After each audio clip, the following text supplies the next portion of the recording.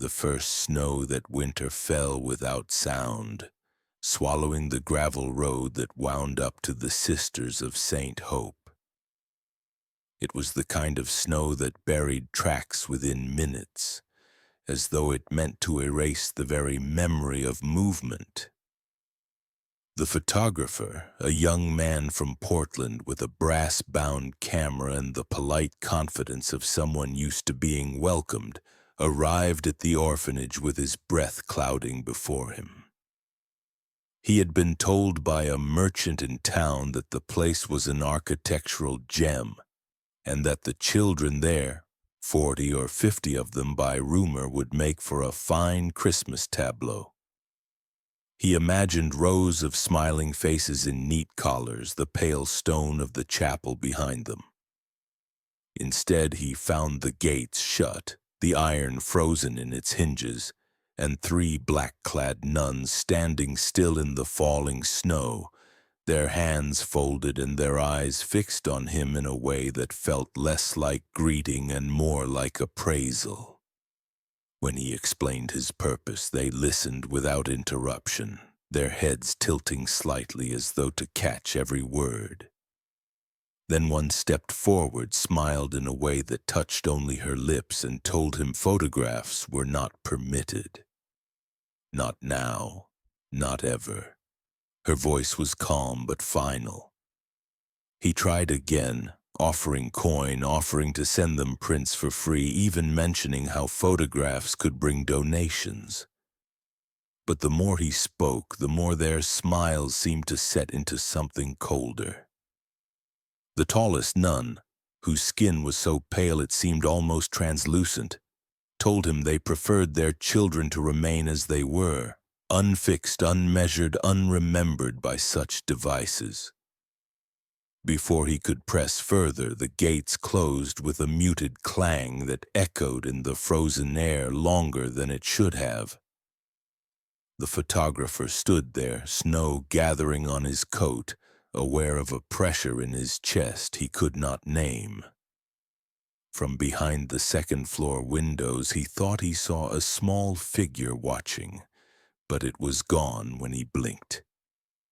In town, his refusal by the sisters was met not with surprise, but with the kind of silence people use when they believe something but will not say it aloud. The shopkeeper who had first mentioned the orphanage now claimed she didn't recall doing so.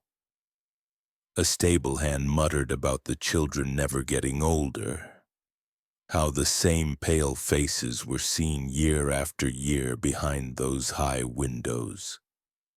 An old woman in the bakery crossed herself and whispered of names scratched from the county's birth records, of families who sent their orphans there and never received another letter. These whispers carried the weight of things believed too strongly to need proof.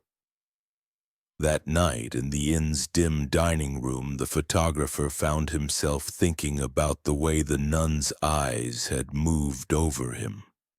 Slow, deliberate, as if deciding where he might fit within their order of things. He could not shake the image of the child at the window, nor the sense that the orphanage's refusal to be photographed was less about modesty and more about control. A photograph would pin something down, preserve it in a way that could be compared to the future.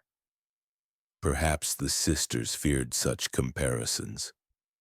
Perhaps they feared being caught in the lie of time itself.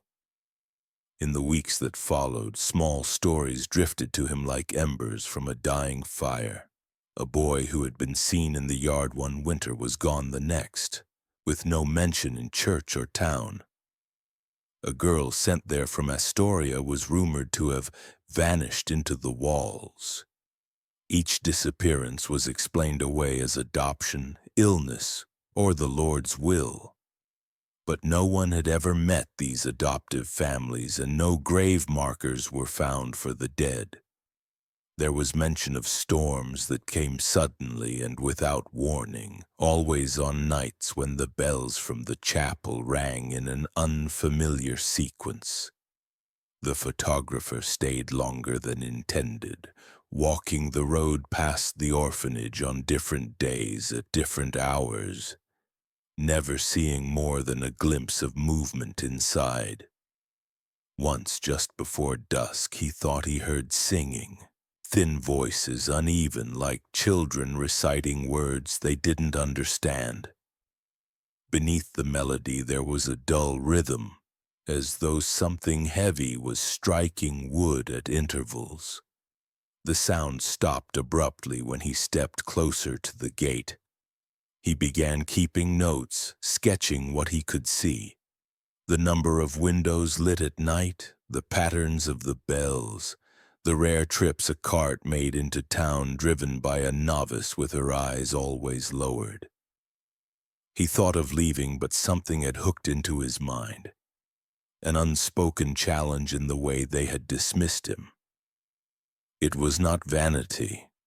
It was the sense that their smiles were the cover to something methodical, something not meant to be witnessed. He could not yet know the deaths that were unfolding behind those stone walls, or how each was carried out with a precision meant not merely to kill, but to unmake the idea of the person who had lived. But already he understood that whatever was happening there depended on the outside world's willingness not to look too closely. Snow continued to fall that winter, heavier than the year before, burying the road in drifts. The orphanage became a shadow in white, its outline blurring into the hills.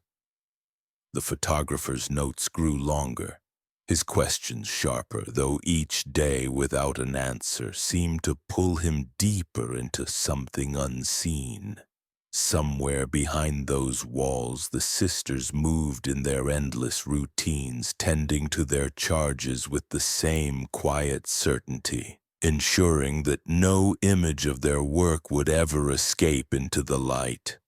And as the days shortened and the nights deepened, the line between curiosity and obsession began to fade, just as the faces within the windows faded from memory, leaving only the sense that once you were inside, you would never be known again. The snow had not yet melted when the county health inspector, Edwin Mallory, guided his horse up the winding road toward the Sisters of St. Hope. His visit was unannounced, a requirement by the state after several rural orphanages were caught falsifying health reports. He expected to find the usual: crowded dormitories, underfed children, overworked staff. But as the gates opened under the watch of two silent nuns, he was struck by the strange stillness within. The courtyard was empty save for three small figures sweeping snow into neat lines that melted almost as soon as they were cleared. There were no shouts, no running feet, no noise at all. The air held a faint metallic tang, as though iron had been left to rust in the cold. It lingered near the lower wing of the building, a part of the orphanage that appeared unlit and locked. The stone there was darker, damp even in the frost, and the snow at its base had been churned into slush streaked faintly with brown. Inside, the children he met were all under the age of 10. Their faces were pale, not from the winter alone, but from something deeper. A lack of sunlight, a lack of laughter. He asked after the older children, those he assumed would be nearing adolescence, ready to leave for apprenticeships or adoption. The Mother Superior smiled faintly and told him that the Lord had called many of them early, their souls lifted before their bodies could wither in sin. It was the kind of phrase meant to soothe, but Mallory felt no comfort in it. There were no graves on the grounds, no records of burials filed in the county office. The absence hung in the air like a pulled tooth, the gap too sharp to ignore. During his inspection, Mallory found the infirmary stocked with antiseptics, syringes, and glass jars whose contents had been carefully labeled in the same tight script. He asked about the smell in the lower wing, but the sister guiding him only bowed her head, as though even speaking of it would be a violation. He noticed the key to that wing hung around her neck on a short chain, the metal worn from constant handling. When he asked for a tour of it, she told him it was unfit for visitors during the season as the damp made it unsafe. Her tone was final. It was in the records room while the sister stepped out to fetch a fresh ledger that Mallory's attention was caught by a slim leather-bound book tucked between two volumes of hymnals. The spine bore no label. Inside he found pages filled with lists of names, each followed by a date. The column header read "Silent Departures." The names grew more recent as he flipped forward, and he noticed a strange pattern. The dates matched the nights of violent, sudden storms that the valley had endured over the past decade. He remembered these storms well. The way they arrived without warning, tearing through the valley with cold rain and hail before vanishing as quickly as they came. Townsfolk had called them acts of God. Now he wondered if they were acts of something else entirely. The further he read, the more unsettling the pattern became. Some names had small notations beside them, an S or an L, but there was no key to explain their meaning. A few bore symbols instead. A crude drawing of a droplet, a jagged line like lightning, a circle broken in half. He imagined each mark might correspond to a fate, a method, an ending chosen deliberately.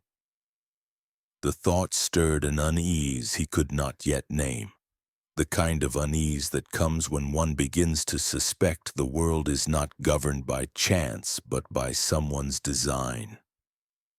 The sister returned before he could study further. She saw the open book but said nothing, only closed it gently and slid it back into place. Her composure was so complete it was almost inhuman. Mallory wondered if she knew he had already memorized several of the names. He left the records room with her at his side, her steps matching his perfectly, as though guiding and guarding him at once. Before departing, Mallory lingered in the courtyard, glancing once more toward the lower wing. A thin plume of steam rose from a vent near the base of the wall, curling into the cold air. He thought he heard a faint sound beneath the wind, something like a slow, deliberate knocking, but it ceased when he stepped closer. The metallic tang was stronger here, and with it came the sourness of old water, the kind that stagnates in darkness. He wondered how deep that wing extended underground. As he rode back toward the valley, the sky began to darken in a way that felt unnatural. Clouds thickened and rolled in from nowhere, bringing with them the first pellets of hail. It struck him that the dates in the ledger were not simply a record of loss. They were a schedule, a ritual. Each storm might be less an omen than a curtain, drawn to hide whatever final act was taking place within those locked stone walls. He did not yet know how these absences were engineered, or why they required such precision. But the connection gnawed at him with each gust of wind.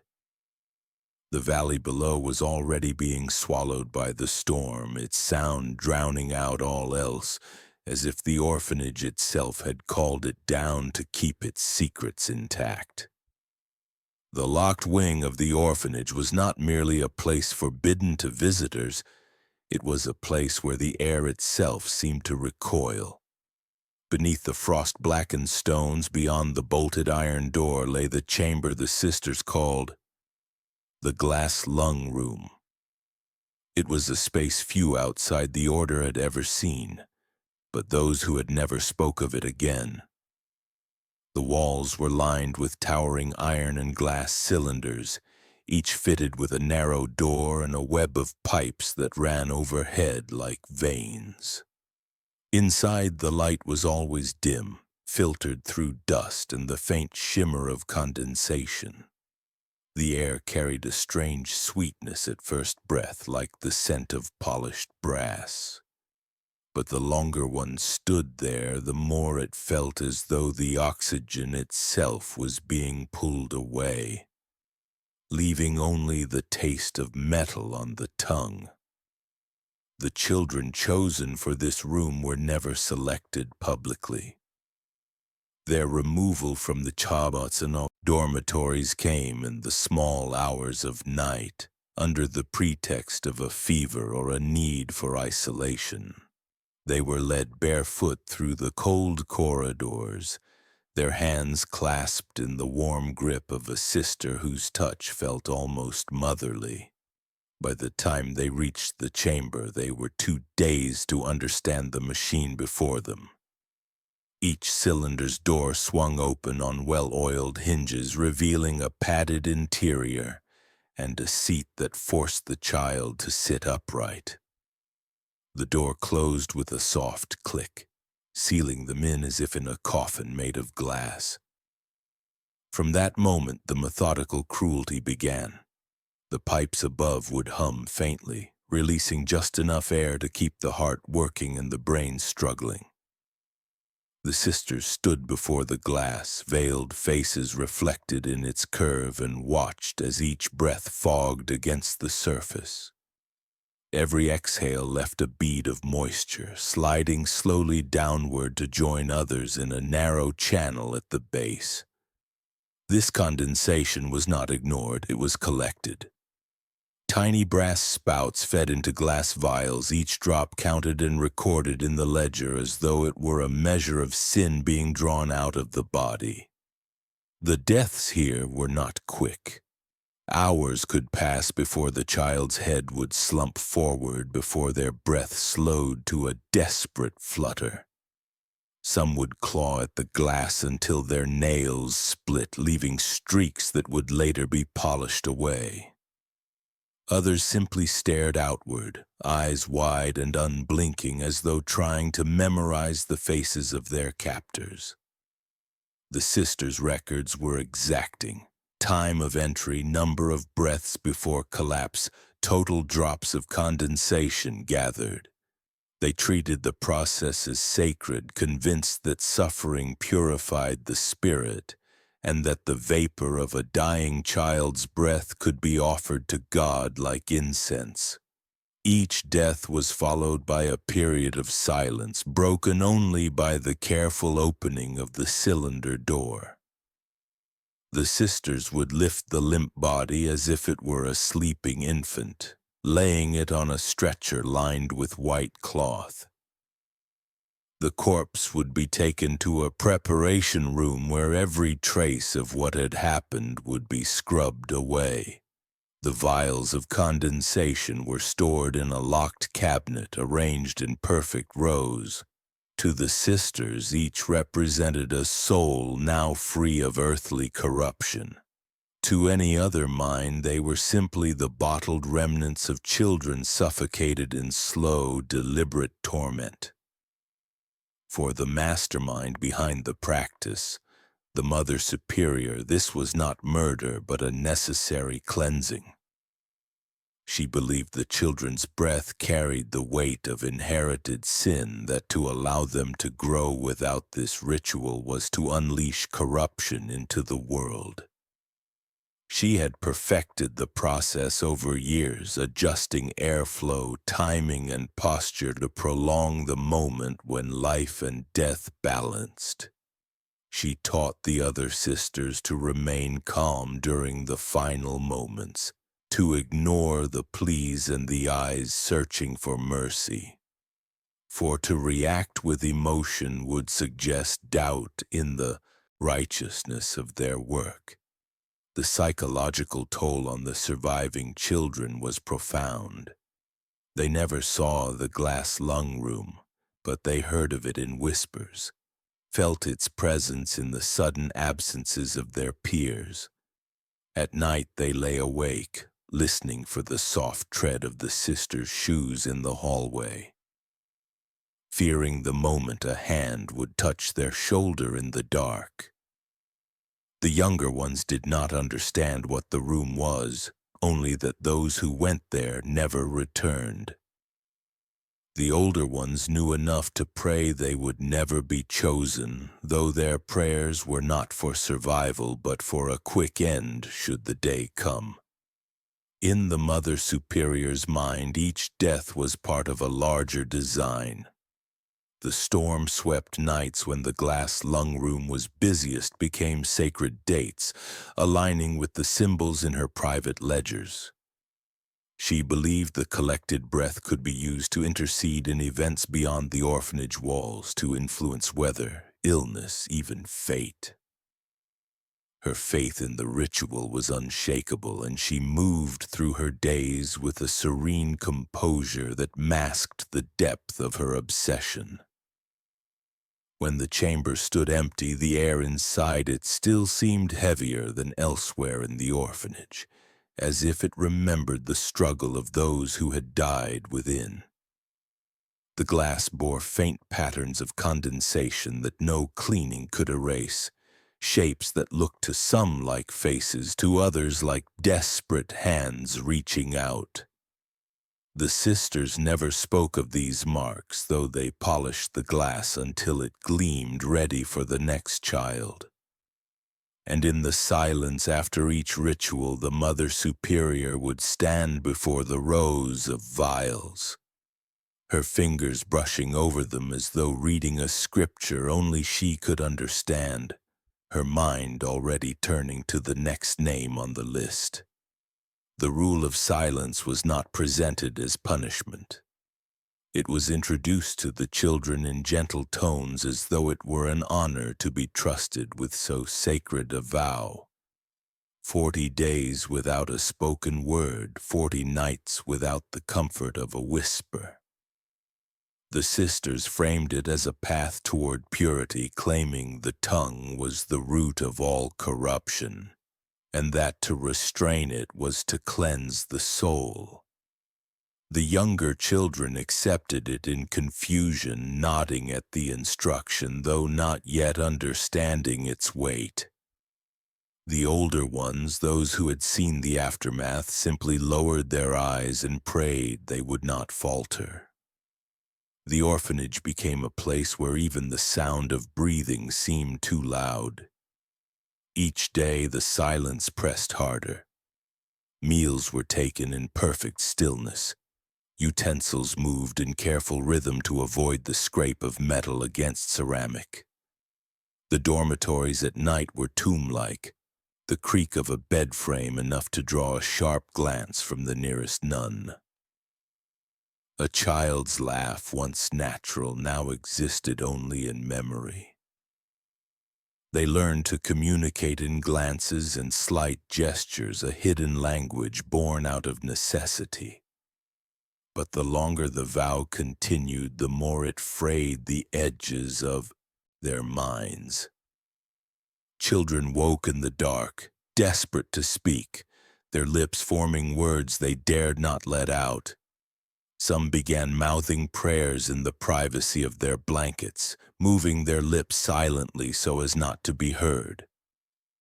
The punishment for breaking the silence was called vocal correction. The word sounded clinical, almost merciful, but the truth was anything but. It took place in a small chamber near the chapel, its walls lined with shelves of polished brass molds, shaped to cradle the human tongue. Each was fitted with a handle for heating over coals until the metal glowed faintly in the dim light. The child would be seated, their head clamped in place and the mold pressed firmly onto their tongue. The searing heat fused the surface tissue, destroying the delicate taste buds and leaving behind a rigid stiffness.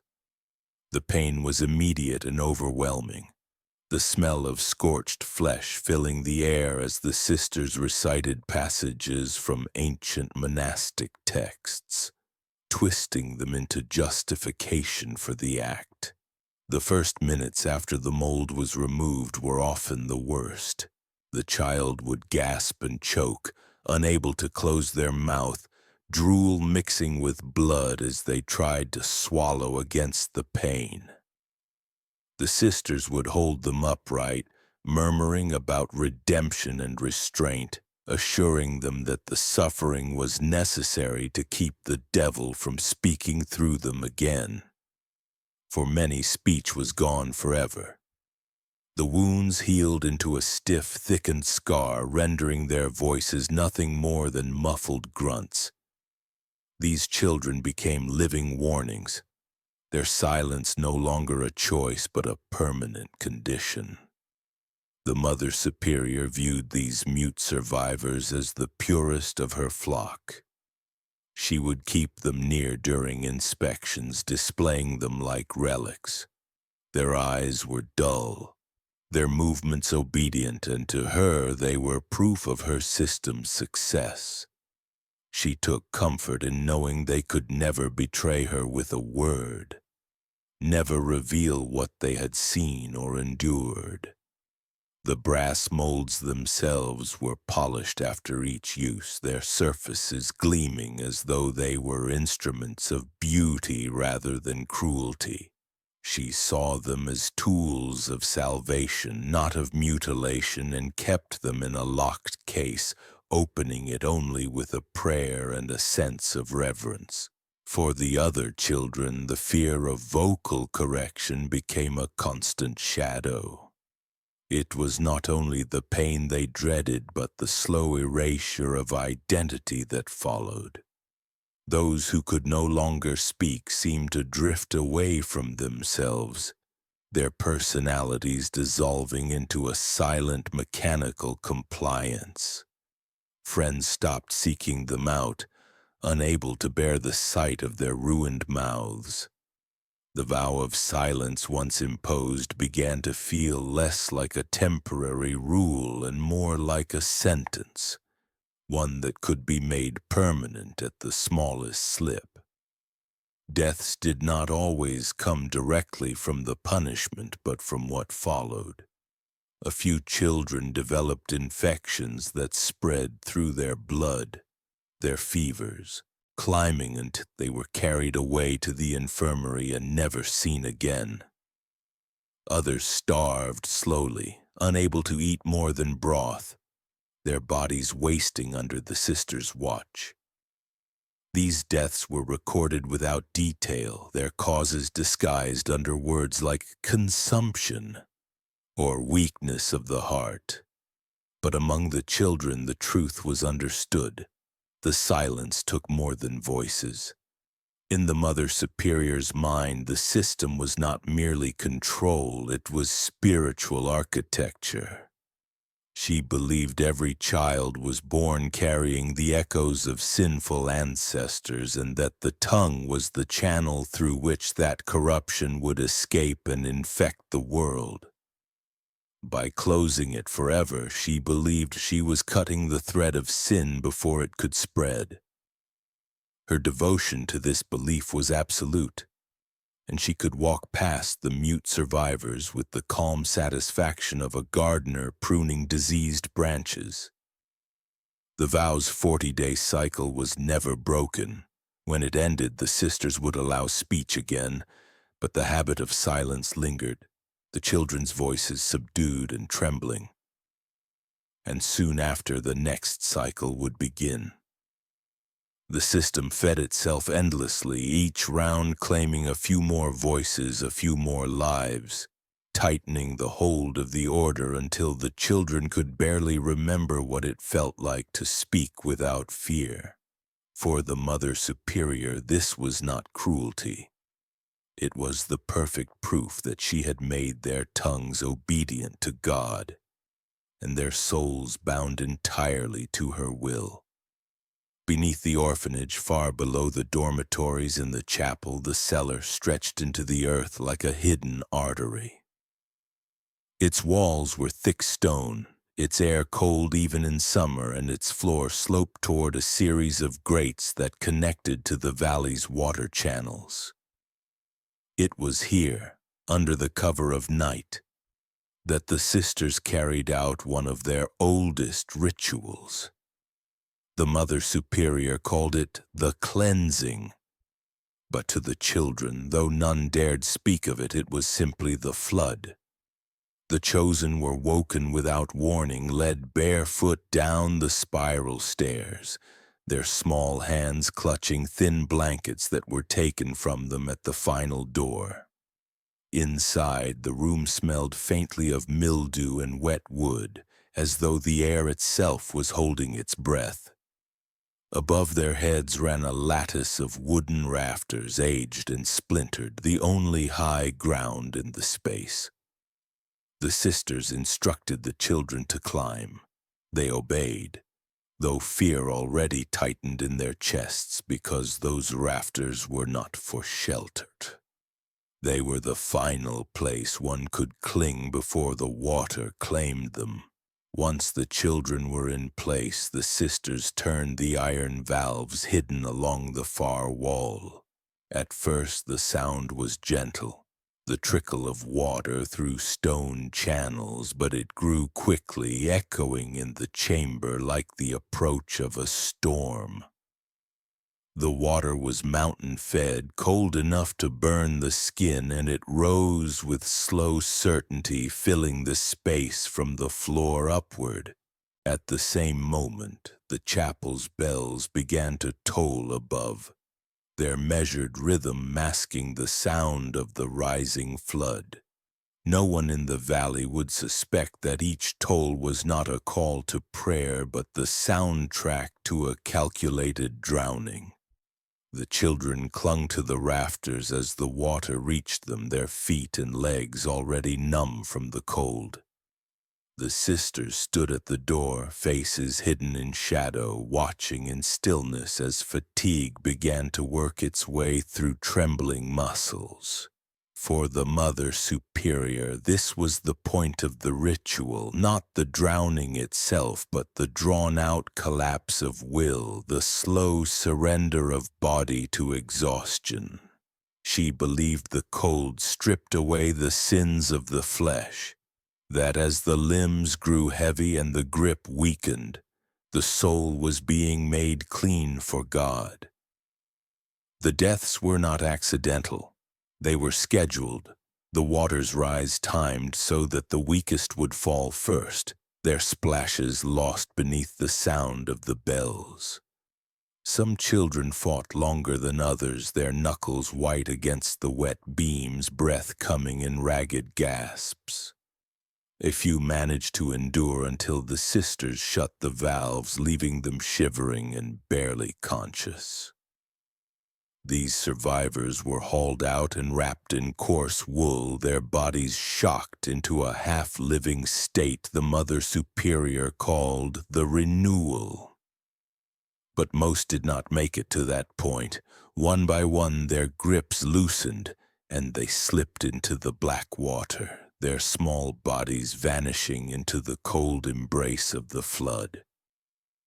By dawn, the survivors would be led back to the dormitories in silence, while the others were taken away to a deeper chamber where the water was drained and the still forms laid out for preparation. The methodical nature of this cruelty was what made it so effective. Every element was controlled: the timing of the bells, the speed of the flood, the number of chosen. It was not chaos, it was a precise calculation designed to yield the desired toll.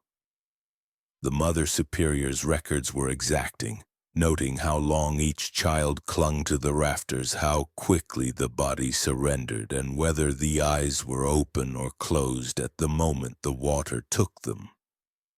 To her, these details were vital, proof of her guiding hand in the process. For the children who survived, the memory of the flood became a permanent shadow.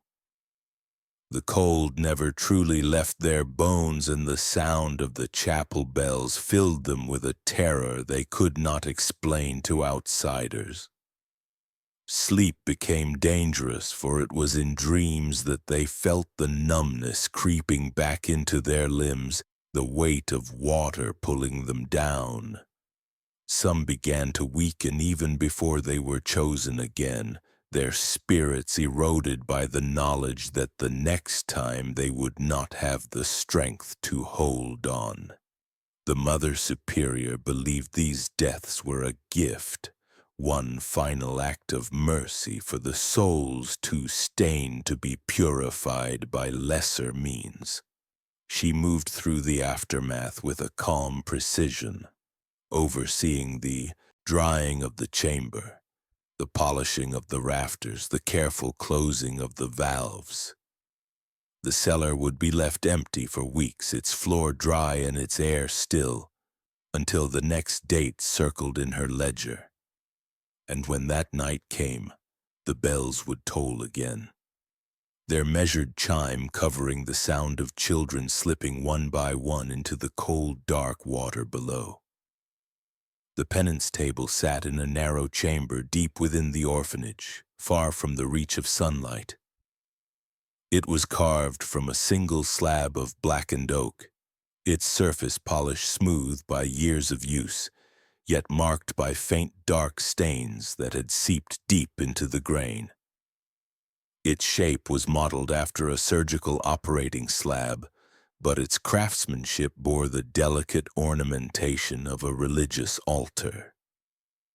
Along its edges, tiny chiseled figures of angels knelt in prayer, their eyes lowered as though unwilling to witness what happened upon it. This was where the children accused of moral contagion were brought, those said to have corrupted others with lies, whispers, or disobedient thoughts. The accusations rarely came from other children. They came from the sisters themselves, their judgments absolute and unquestionable. The ritual began with the slow fastening of the restraints, broad leather straps buckled over wrists, ankles, and across the chest. The child would lie on their back, their head cradled in a carved indentation that tilted the skull upward at a fixed angle. The sisters worked with clinical precision, their movements calm, as if tending to the sick. But their tools told the truth. From a locked cabinet came the trepanning drill, an instrument of brass and steel with a rounded crank handle and a circular blade at its tip. Before it touched flesh, the blade was heated over a brazier until it glowed faintly. The heat meant not to kill, but to cauterize as it cut. The Mother Superior called the marks left behind halo circles. She believed that sin entered the mind as a sickness, and that by opening the skull the diseased thoughts could escape into the air where they would be dispersed. This belief was rooted in medieval practices of trepanation, once used to treat madness or possession. But here it was not medicine. It was punishment disguised as salvation. The drill was pressed gently to the child's scalp, and the crank turned slowly, the blade biting through skin and bone in small, deliberate increments. The heated metal seared as it cut, sending thin trails of smoke upward, the smell of burnt hair mixing with the sharp tang of blood. The process was slow, almost unbearably so, designed to prolong the moment when pain became the only thing left in the child's mind. The sisters recited scripture as they worked, their voices steady, as though speaking over the cries and the muffled gasps. The sound of the drill turning was constant, a low, steady grinding that could be heard even in the hallway beyond. Once the shallow ring of bone was carved, the drill was withdrawn, and the wound was dabbed with a cloth soaked in vinegar, the sting meant to seal the cleansing. The child would be left trembling, eyes wide and unfocused, their breaths shallow, their scalp marked by the perfect circle of the blade. Death was not the goal, yet it came often. Some children slipped into seizures on the table, their bodies jerking against the straps until the sisters' murmurs of prayer turned to quick commands to fetch a blanket. Others simply went still, their hearts giving out under the strain. The dead were covered where they lay, the straps unbuckled only after the body cooled. Those who survived were displayed in the dining hall for a brief moment the next morning, the shaved patch on their head and the raw circle visible to all. The sight served as a warning. Sin had a price, and that price would be carved into the very body that harbored it. The psychological weight of the penance table was felt even by those who never lay upon it. The children passed the closed door of its chamber in silence, glancing away, their shoulders tight with the memory of footsteps and muffled cries that had come from within. At night they whispered to one another about the halo circles, imagining they could see light leaking from the wounds, carrying the child's thoughts away. For the survivors, the pain did not end when the straps were unbuckled. Many suffered fever, infection, or confusion, their memories blurring until they no longer knew which thoughts were their own. The Mother Superior took this as proof that the sin had been purged, that the mind had been made empty for God. Her devotion to the ritual was unwavering. She saw herself as a surgeon of the soul, tasked with cutting away the rot before it could spread. In her mind, each circle was a victory over corruption, a visible mark of her obedience to a higher calling. The table itself was maintained with almost obsessive care, its surface scrubbed, its carvings oiled, its straps repaired when worn. It was not an object of horror to her, but of pride, a sacred instrument in her lifelong work of purification. The deaths from the penance table were entered in the orphanage's records under vague causes: brain fever, sudden illness, the Lord's summons. But within the private ledger locked in the Mother Superior's quarters, each was marked with a small circle beside the name, a silent acknowledgement of where and how they had been cleansed. To her, the suffering was not cruelty. It was necessary, inevitable, and righteous. And as long as the table remained, so too would her power, as unshakable and unyielding as the oak beneath her hands. High above the chapel, in a bell tower that appeared unused to the casual eye, the sisters kept one of their most guarded rituals. The tower's lower level was sealed by a heavy oak door reinforced with iron, its hinges oiled so it opened without sound. Beyond it, a narrow stair spiraled upward into a space neither seen nor spoken of by those outside the order. Here, in the dim glow of a single lantern, hung thick ropes from which children were bound by the ankles, their bodies inverted so that their faces were only a short distance above the floor. The ropes creaked softly with every movement, the sound almost lost in the stillness. Beneath each suspended child was placed a shallow metal bowl filled with resin heated over a bed of coals until it bubbled and steamed. The scent was acrid and clung to the walls, seeping into the robes of those who worked there. The Mother Superior called it measuring the penance. In her mind, pain was not to be given in a flood, but in drops, each one distinct, each one marking a deliberate step toward redemption. When the resin reached its peak heat, The sisters would tilt a narrow spout, allowing the thick, viscous liquid to fall in slow intervals onto the exposed face or scalp of the hanging child. The first drop would always elicit a sudden gasp or muffled scream, the sound sharp in the cold air. But the tower was never quiet in those moments, for with each drop a sister stationed above would ring the great bell. Its deep, sonorous tone rolled out across the valley, heard by every home in the village below.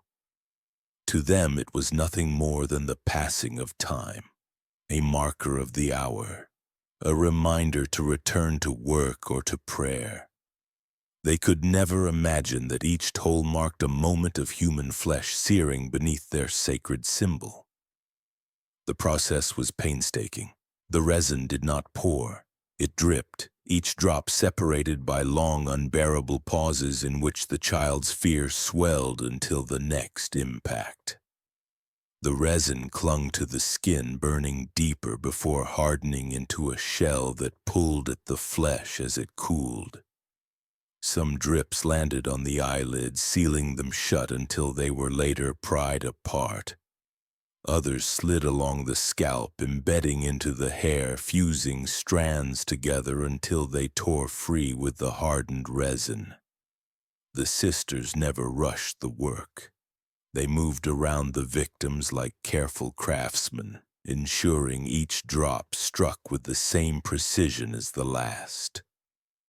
The Mother Superior kept count herself, her gaze fixed on a small ledger where she recorded the number of drops for each child. She believed there was a precise amount of pain required to purge a given sin, and that stopping short was a failure, while exceeding it risked damaging the vessel beyond repair before the soul could be cleansed. Yet death came often in this place, not suddenly, but through the slow failure of the body to withstand the agony. Some children choked on their own breath as blood rushed to their heads, their hearts struggling under the inverted strain. Others fell silent in the middle of the ritual, their skin blistered and blackened, their eyes half open but unseeing.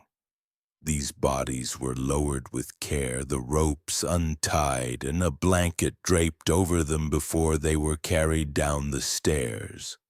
For the survivors, the aftermath was a lingering punishment in itself. The resin left deep, irregular scars across their faces and scalps, some so severe that the hair would never grow back. They lived with tightened skin that ached in cold weather and pulled painfully whenever they tried to smile or frown. Many avoided mirrors, unable to reconcile the child they remembered with the reflection before them. These survivors were often kept close to the younger children, living proof of what awaited those who strayed from obedience.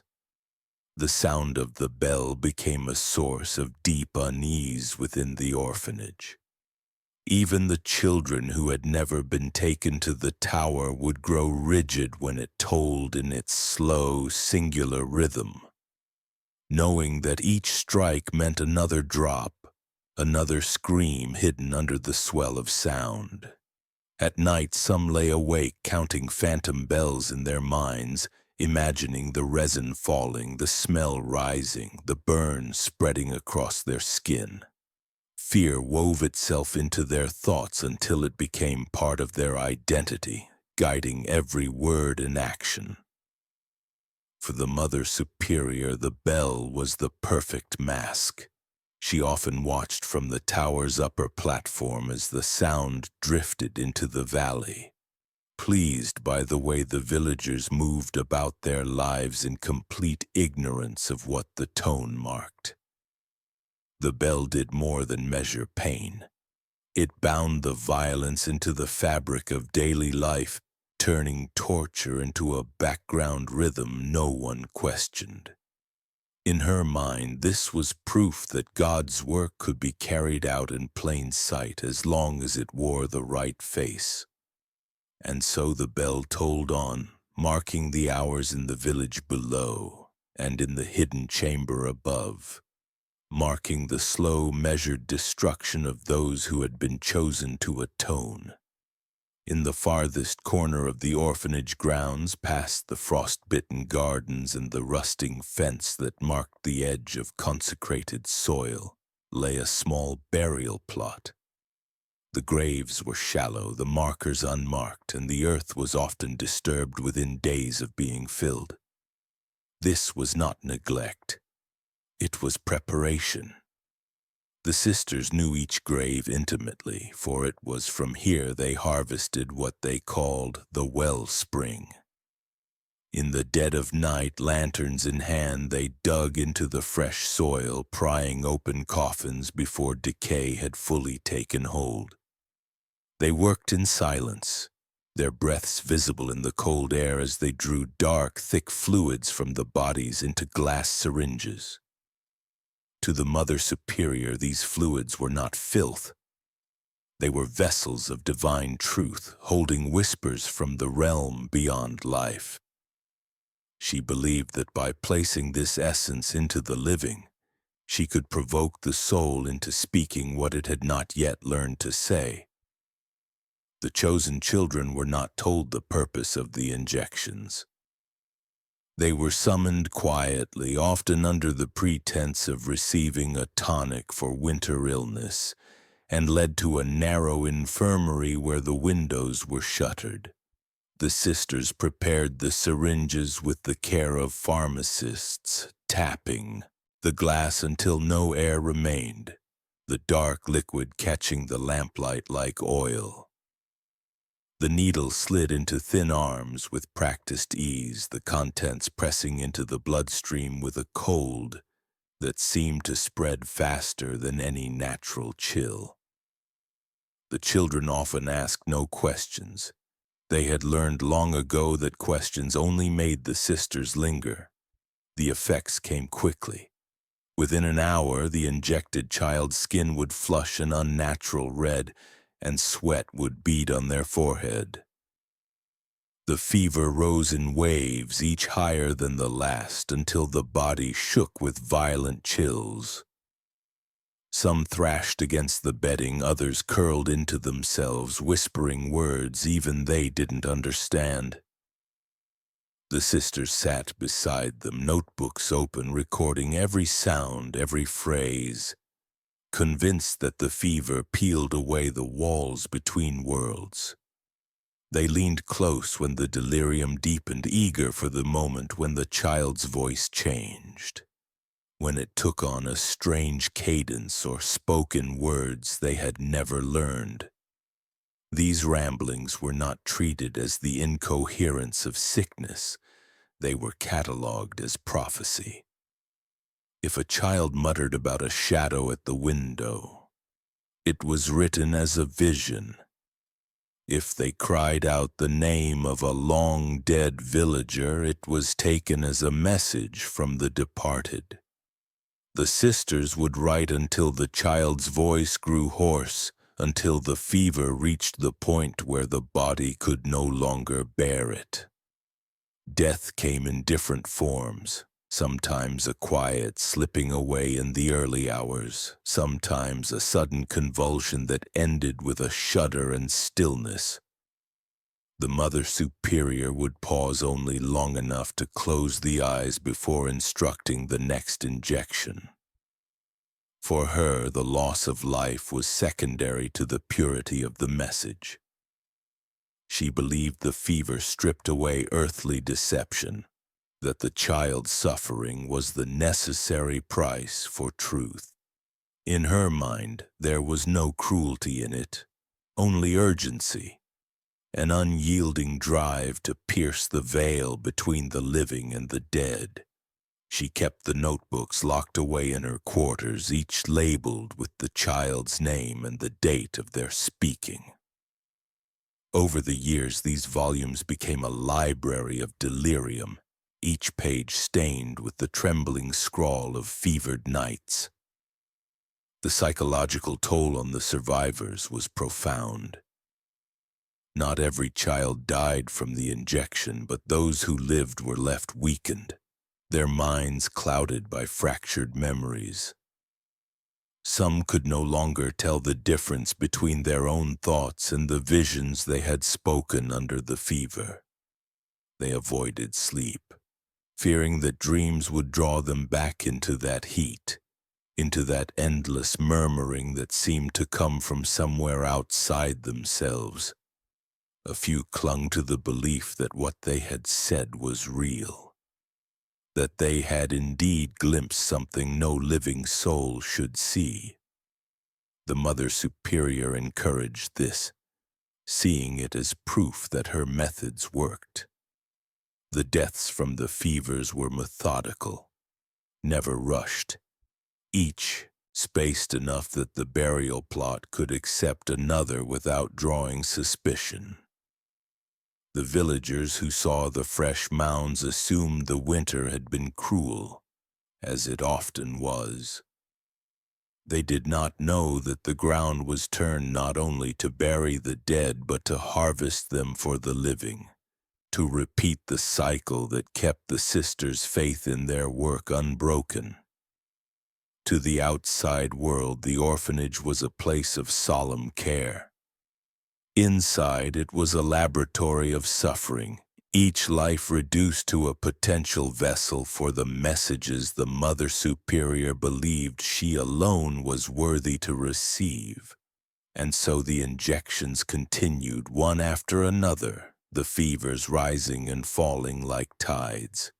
The sisters waited for the next voice to speak in tongues not learned in life, for the next prophecy to scratch its way through burning lungs.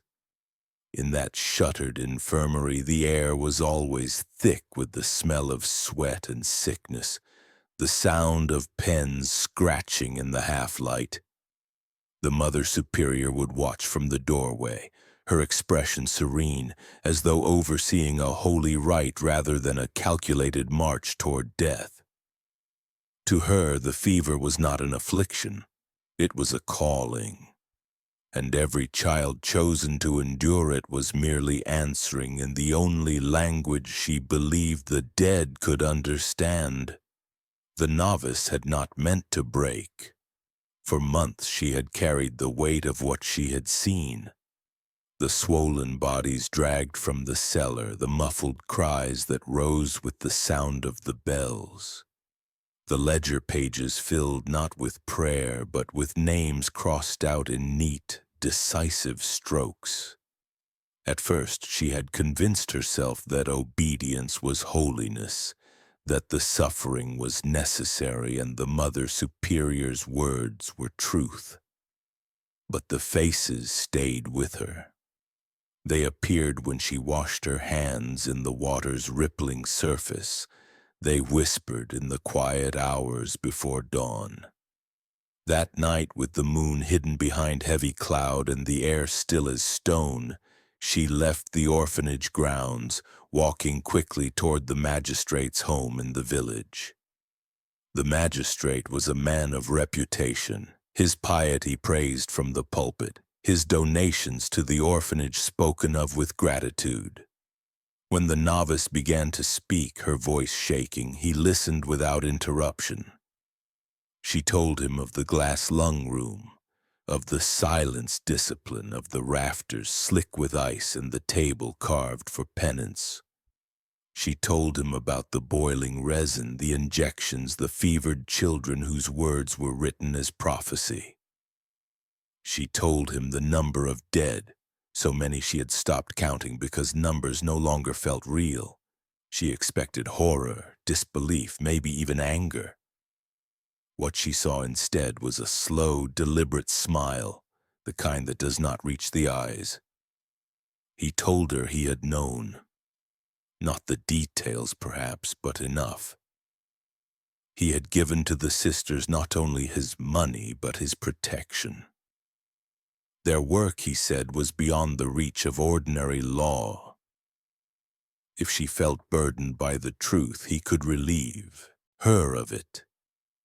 The way he said it chilled her more than anything in the tower or cellar had done.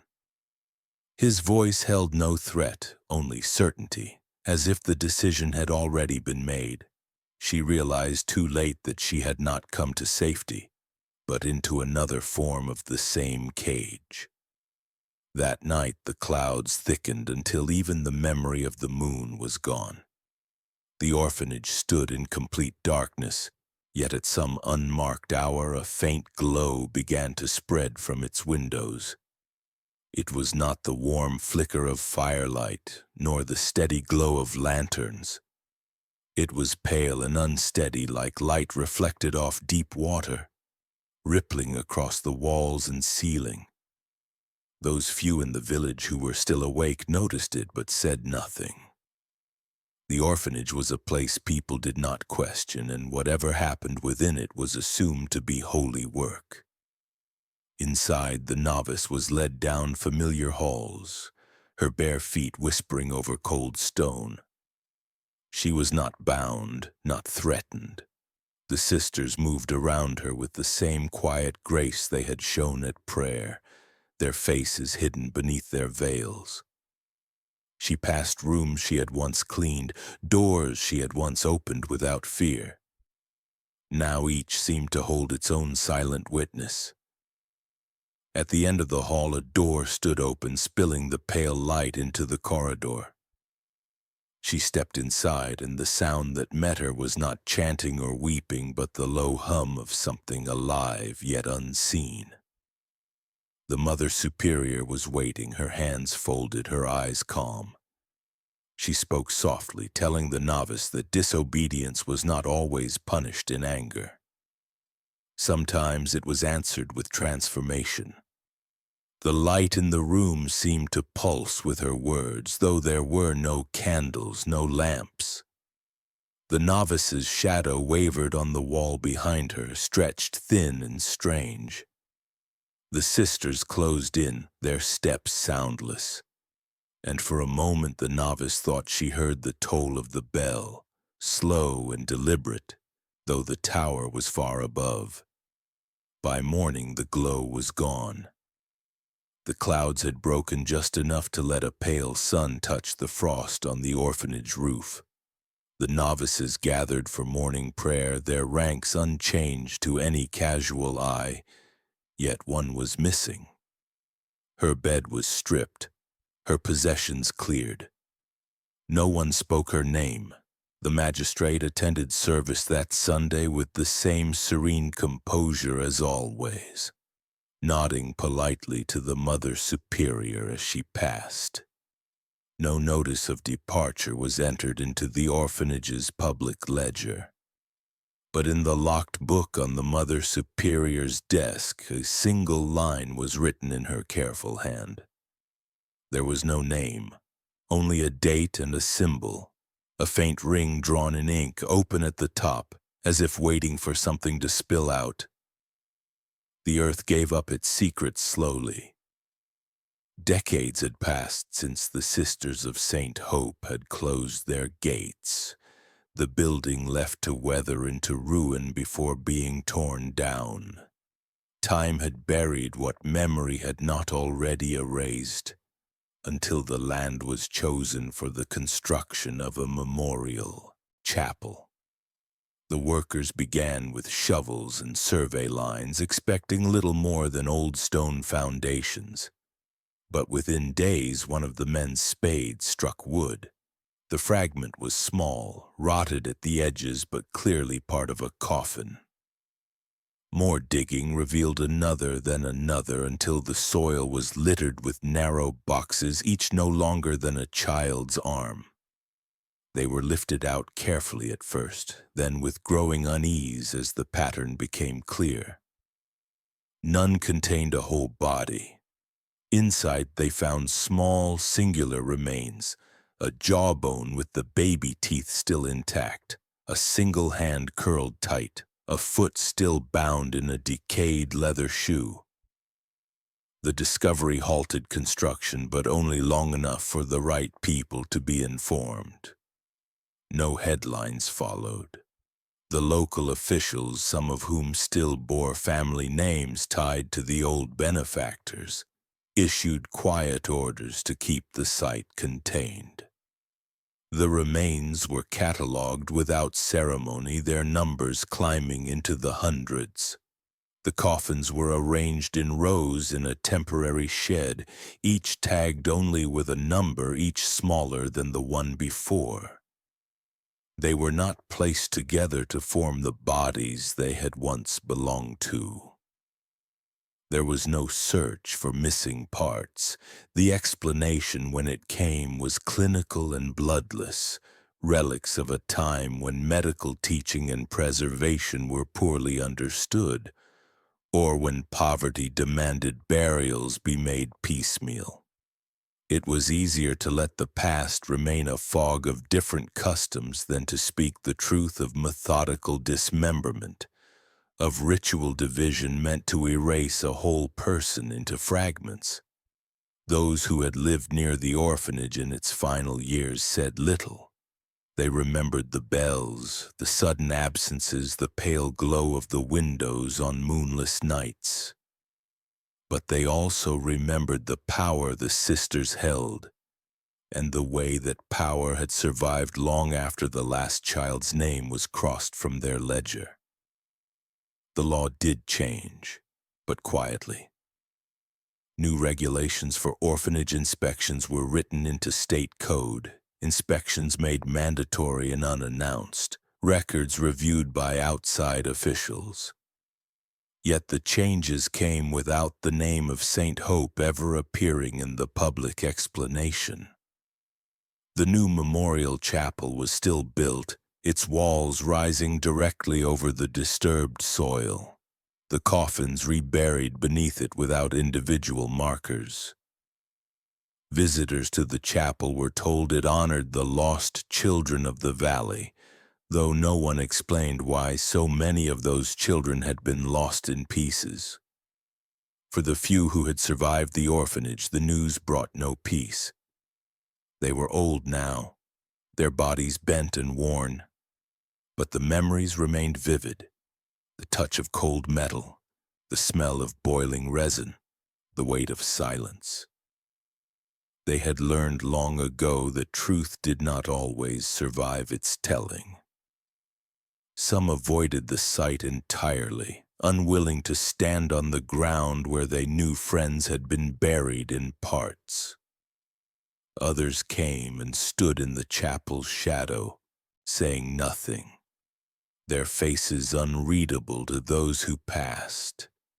The Mother Superior's name was never written in any official report. To the public record, she had been no more than a devout woman overseeing the care of the abandoned. Her methods, her rituals, her belief that suffering was a form of prayer. All of it lived only in the memories of the few who had seen it, and in the silent testimony of the bones beneath the chapel floor. Her work had been hidden not by accident, but by the willing blindness of those who benefited from her reputation. Evil like hers did not shout. It did not announce itself with chaos. It was careful, measured, and patient, knowing that in time the world would turn its gaze elsewhere. It thrived in rooms where the doors were always closed, in ledgers that were always locked, in the polite lies told over tea to those who might ask the wrong questions. And when it was finished, it left nothing whole, not even the dead. The camera would linger on the new chapel's altar, the stained glass above it catching the morning light, the beauty of it almost enough to make one forget what lay beneath. Almost. Then the question would come. Not in accusation, but in quiet reflection. What do you think? Could this happen again? The silence that follows would be the only honest answer, because it already had, and it would again wherever the world agreed not to look too closely.